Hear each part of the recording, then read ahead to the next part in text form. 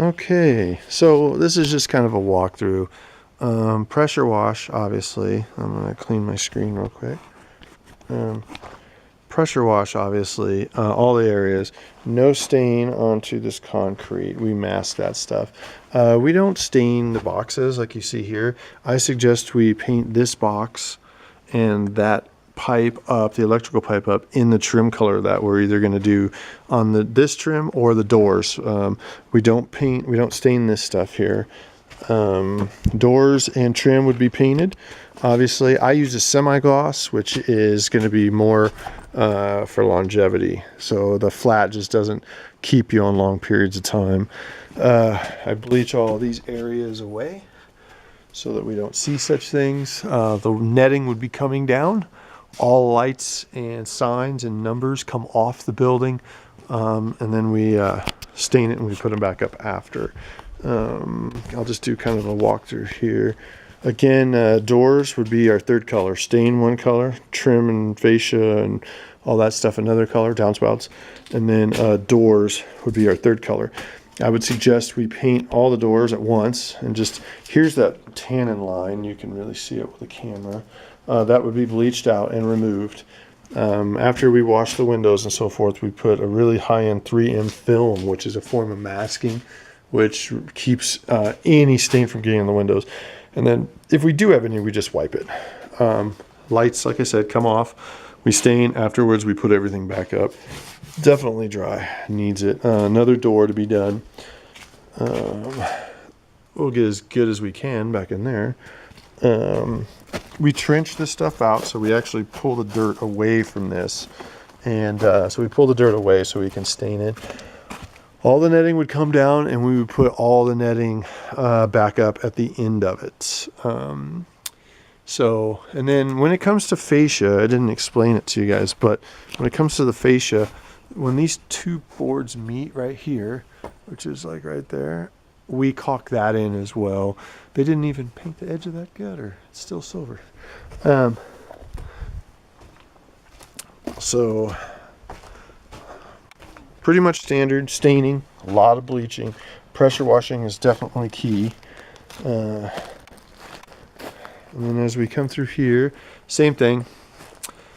Pressure wash. I would suggest taking this vent into the door color, or the trim color, whichever you guys like best, to match it in. I usually do that with those and those. That's the kind of detail we really enjoy, because it makes the house pop and look differently from what you see up and down the street. Door to be painted. We don't do the black weather stripping at the bottom of the door. Lights come off. Again, masking. These guys are painted in. Trim to be painted in. We even paint that pipe in right here, the PVC, so that it doesn't stick out so much. A lot of bleach in here. This T111 is a tough siding. We've already discussed that. It's just kind of a tough thing, but not too bad. I can make it look really good. We'll get some color samples. Okay, so another door. Same thing here. Door to be painted.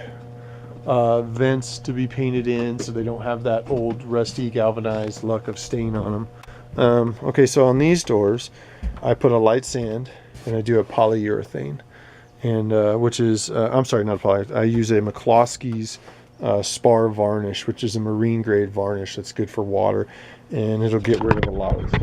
The mold over here, and it gets rid of all the dirt and mold areas. But this door, this set of French doors, as well as the two in the front. And again, all areas of the house will be stained.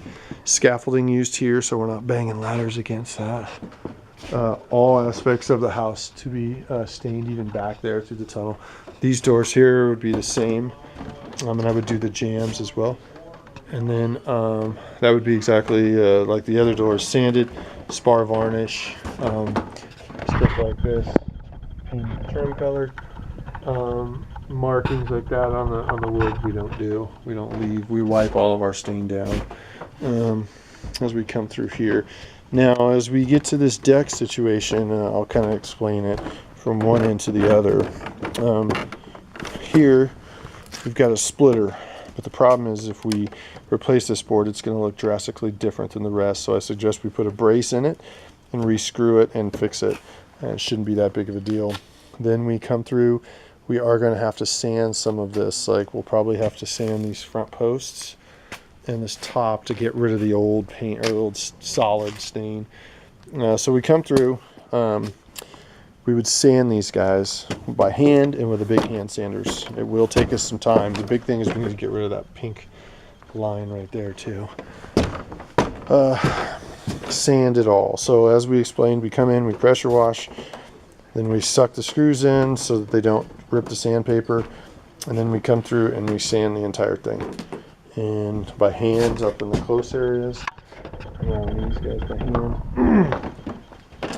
And then we stain twice with Super Deck, and then we basically match the house.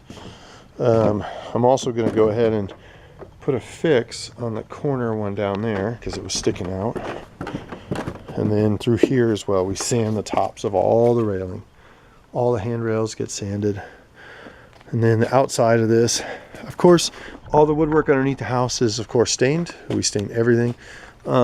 We'd have to sand obviously this edge. It didn't look like it did it on the bottom, so it's not too bad, but we'd have to sand that top edge. So it is time consuming. That's going to be a tough part right there of the job. Notice how the color of the stain gets lighter. It's because that's where you need more stain, is the tops. So that's pretty much what we do. And then of course I'll go into a little more detail through the bid, but yeah, this is a big one, and there's a lot of work on this guy. So hopefully this video helps explain everything, and it was super nice meeting you guys, and we shall talk soon. Thank you.